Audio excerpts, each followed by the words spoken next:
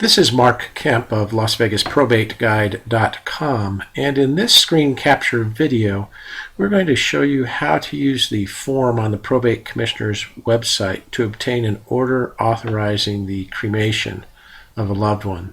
And so we start again at the main page for the Clark County Courts, which is www.clarkcountycourts.us.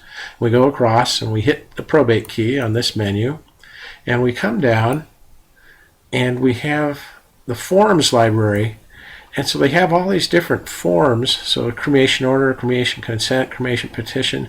But if you go down, all the way down, and just open up the whole packet, so it's petitions and orders packet, and we'll use Word in this case for cremation, and we open that folder up.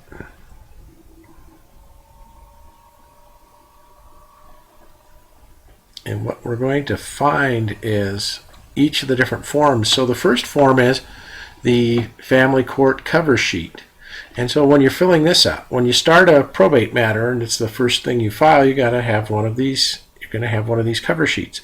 So the plaintiff petitioner is the person who's filing. So last name, first name, middle name, home address, mailing address if different, phone number, and date of birth.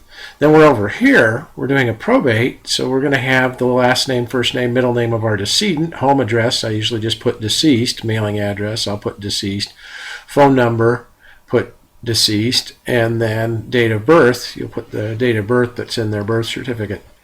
And then for this case, we're applying to, over here in the probate section, you need to check one of these boxes. We are just trying to get an order for cremation, so you're going to check the box other probate.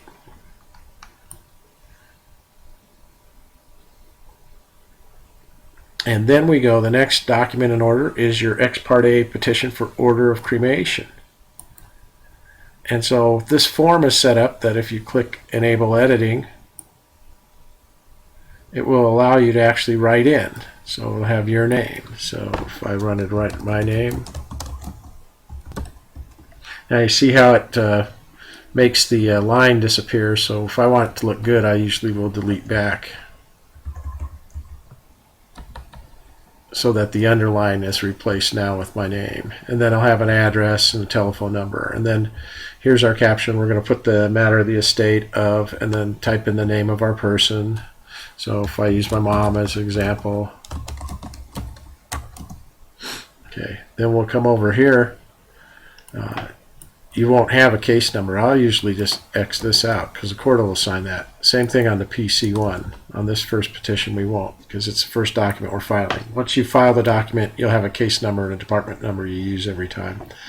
And that says petitioner, and then that's the person who's filing this, so that's the name up there. Petitioner is the, and then how are you related to our deceased person? So in my case, I'm the son of the decedent, and I reside at, so that's my address. And then decedent, so in my case, my mom's name, died on the blank day of blank, and say where they died, and was a resident of Clark County. And so that's the key to this thing too, we've talked about before, is jurisdiction is based upon the fact that my mom was a resident of Clark County when she died. If she resided in another state, then we wouldn't be using this form.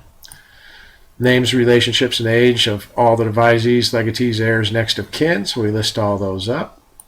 Then you say, I'm the closest living relative, or I'm the personal representative. So that's the statement you have to make. So sometimes you'll get a funeral home to do the cremation if you just get all the living relatives to sign off, but when you can't, then you'll go and file this petition. And there are no objections, and then they enter an order of cremation, and then you put your signature here. Again, I would